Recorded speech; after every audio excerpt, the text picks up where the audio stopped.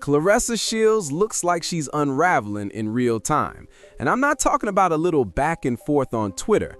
I'm talking threats, ban lists, full-blown live stream meltdowns that have the entire internet asking one thing: what is actually going on with her right now? Because this Papoose situation just swerved into territory nobody predicted. Listen, people thought they had Claressa figured out.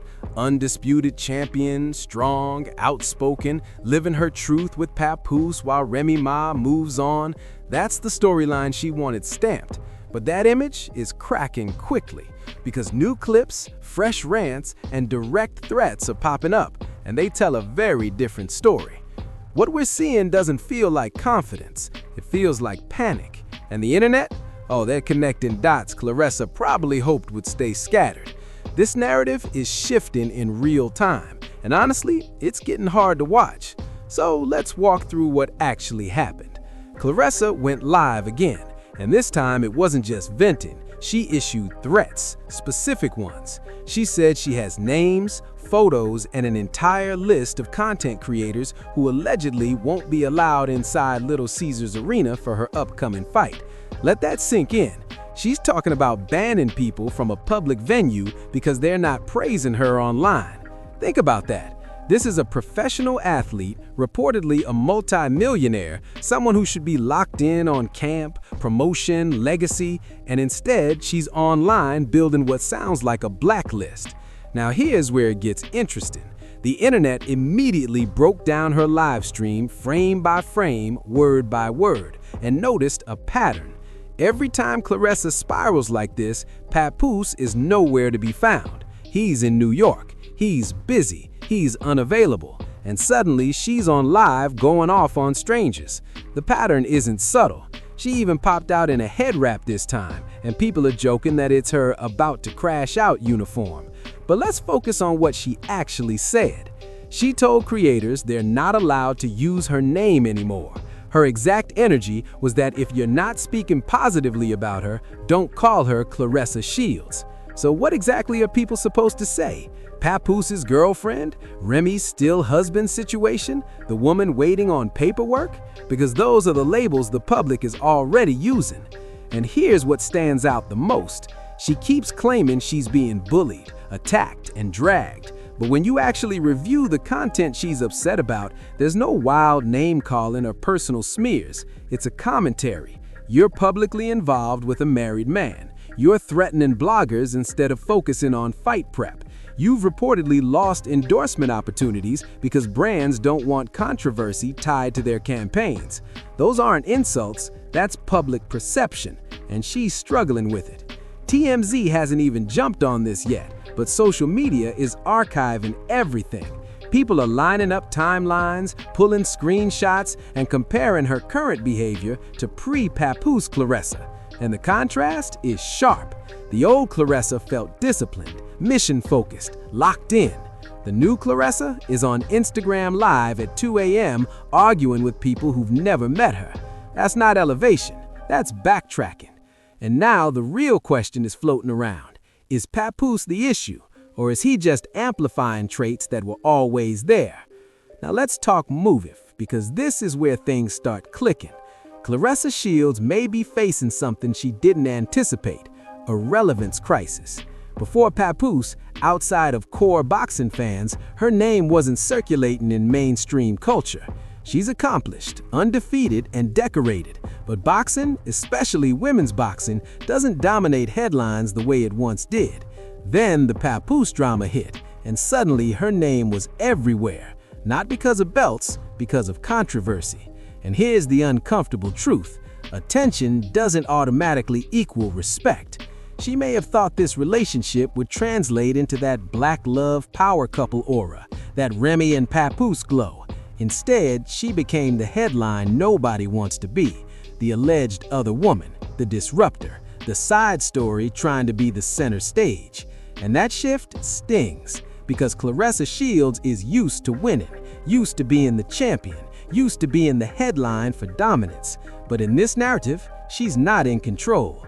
Remy Ma is still outside, still booked, still visible, still living. And Claressa is online arguing with strangers. When you're accustomed to standing on top of the podium, that kind of contrast hits different. Now let's talk about the money side of this, because that part matters. Claressa loves reminding everybody about the house. 7 bedrooms, pool, basketball court, gym setup. She's reportedly worth millions, and nobody's denying she's earned serious money in the ring. But here's the question she never answers. Where are the major endorsements? Where are the big-name brand deals? Where's the crossover into mainstream campaigns? Because the truth is, brands see controversy and quietly back away. No corporation wants its logo next to someone publicly involved with a married man while also threatening critics online. That's a PR headache. LeBron James spoke on this years ago when he explained how certain endorsements lined up after he married Savannah. The league and corporate America love stability, family image, polished presentation, and right now, Claressa isn't projecting that. Then there's the trail of strained relationships. The tension with Layla Ali cost her a chunk of male fan support.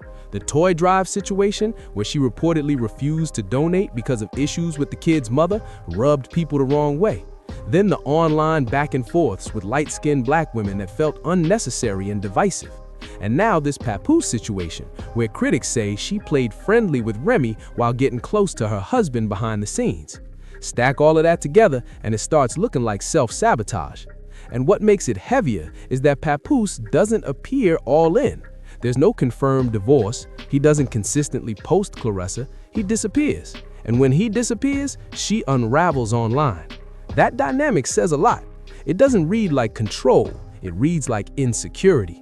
And insecurity makes people act out, threaten bloggers, spiral on live streams, lose focus. But here's the piece that really changes the tone. Other people are watching this unfold. Remy Ma's daughter sees this. Remy's family sees this. Creators who are simply offering commentary are being called out and allegedly threatened. And why? Claressa doesn't like the public reacting to her very public choices.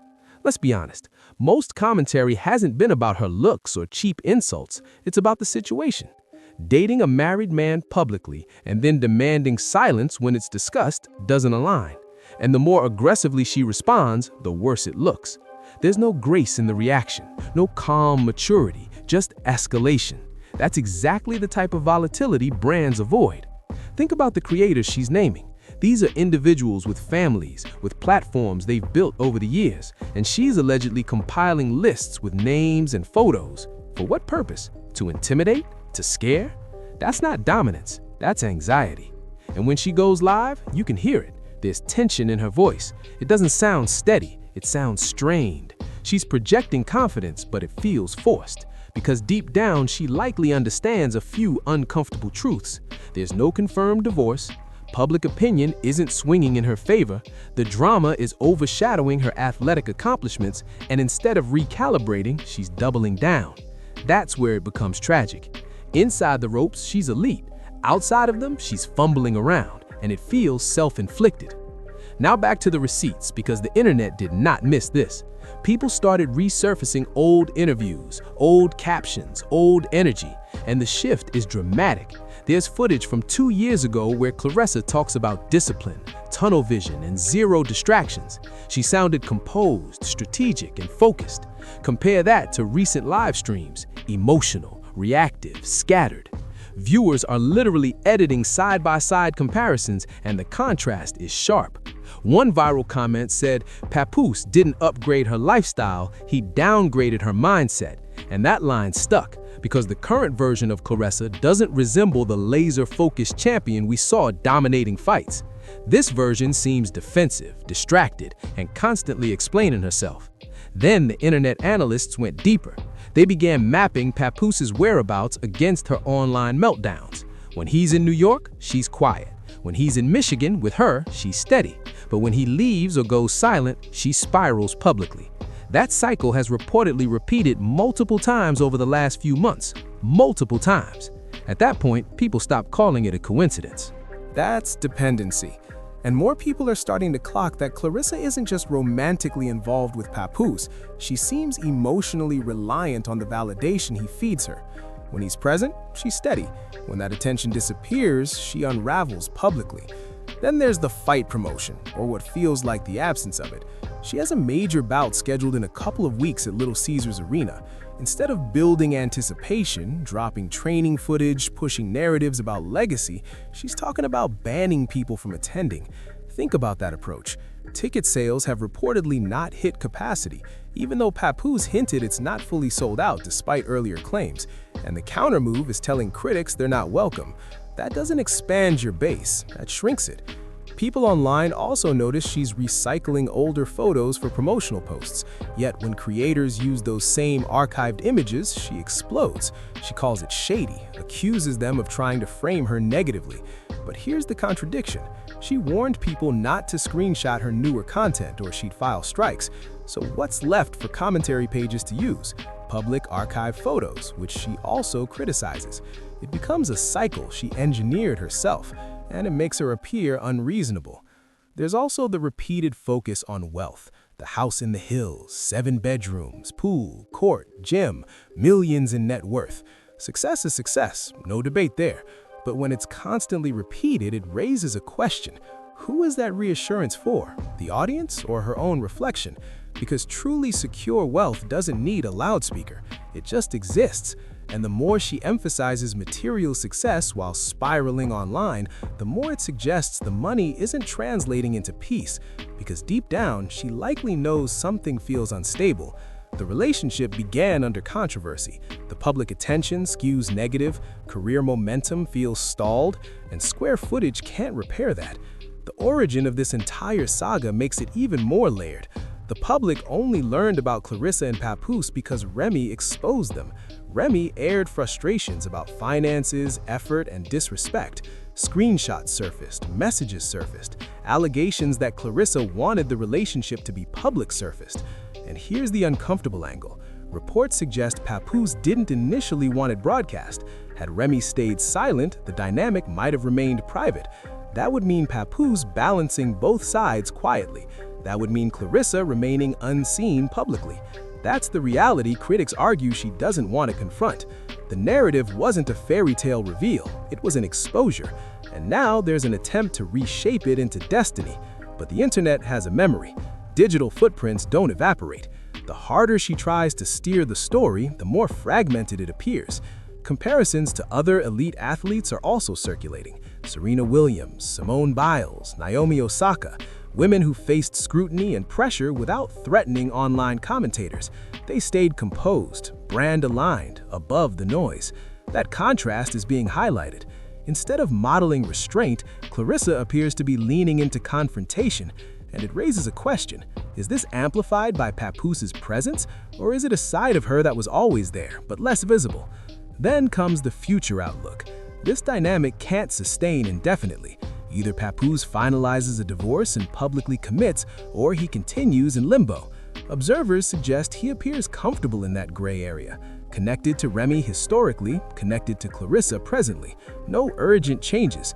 Meanwhile, Claressa absorbs the backlash. She risks fans, partnerships, reputation, all for a relationship that doesn't seem publicly solidified. That imbalance is what people are reacting to most, because you can almost see the unraveling frame by frame, and the only person who can interrupt that cycle is her. This conversation extends beyond celebrity gossip. It touches on identity. When someone anchors their worth in another person's validation, instability follows. Claressa is undeniably accomplished. Multiple titles, historic wins, elite discipline in the ring. Yet none of that dominates headlines right now. The focus is on controversy, threats, emotional live streams, relationship drama. That's what happens when personal chaos overshadows professional excellence. There's also a broader lesson about accountability. Public figures carry influence. Influence carries consequence. She appeared to believe she could pressure critics into silence. That strategy rarely works online. Public discourse doesn't bend under intimidation, it multiplies. The faster she reacts, the faster the cycle spins. There's also a cautionary angle about moving prematurely. Papoose remains legally married. Until paperwork changes, that's the technical truth. But impatience accelerated visibility. Visibility brought scrutiny, and scrutiny brought fallout. Remy Ma still holds her title as wife, still shares history, still occupies space in the narrative. No amount of frustration erases that. That ongoing presence seems to fuel the tension more than anything. So where does it lead? Claressa stands at a crossroads. Refocus on training, recalibrate image, let noise fade, or continue escalating online battles and risk long-term consequences. Right now, the trajectory appears heated rather than cooled, and sustained emotional volatility impacts more than branding. It affects mental stamina. Constant defense mode is draining. Speculation is growing about what happens if Papoose never fully exits his marriage. What happens if ambiguity remains? If that realization lands heavily, the current episodes may look minor in hindsight. People are also questioning competitive performance. Elite fighters require clarity and focus. Personal turmoil historically chips away at discipline. When distractions dominate mental space, execution can suffer. Time will reveal whether she can compartmentalize. This story is still unfolding. More developments will surface, more reactions will follow, and the conversation isn't ending soon. So share your perspective below. Do you believe Claressa can stabilize and pivot back to legacy mode, or does this signal a deeper decline? And what do you believe Papoose's intentions truly are? Because the optics remain complicated. Engage, subscribe, and stay updated as this evolves. And remember, when your peace depends entirely on someone else, you risk losing yourself in the exchange. Stay aware. I'll catch you in the next one.